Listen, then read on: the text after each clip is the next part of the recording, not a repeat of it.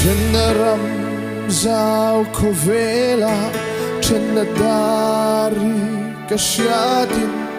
lairi lafan tinlay azin china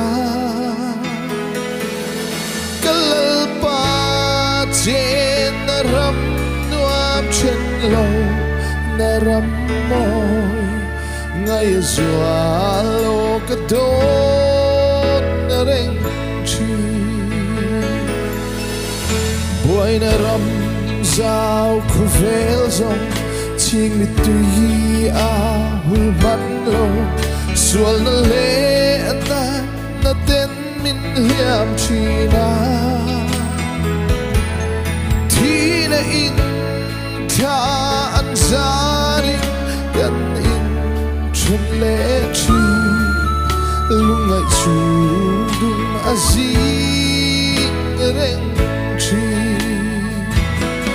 O kangay chu kapui mo Beram no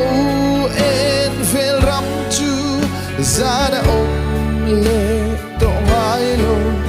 Lim na kapui mo ya She om tuar nu lung tu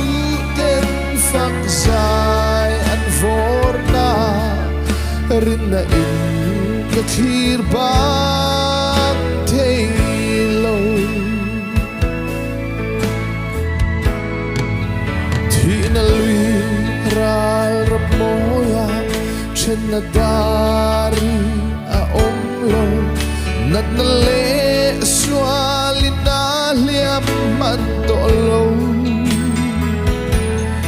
O chata chuan an lenge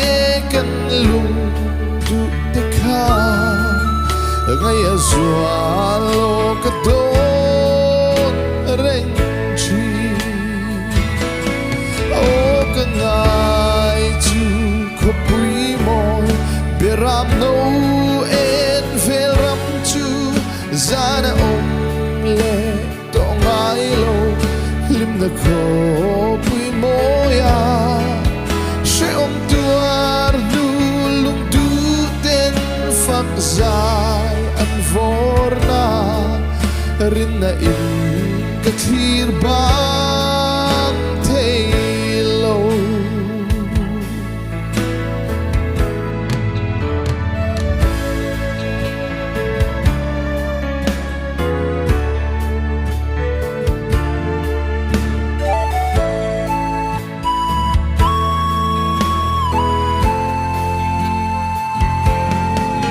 Eng tika mo chuanin Tina kyan tim kapelang Kalalpan van ko chua min lo muaki Kung kar moy min lo hot nin min lo kuang kuang Hoy lo par moy kakliang ve ang O kangay chu kapui mo Beram no en vel ram chu Zana om le tong ay lo Lim na kapui mo ya She om tuar du lung du ten fak zay an vor na Rin na in kathir bang taylo She om tuar nu lung du ten fak zay an vor na Rin na in kathir bang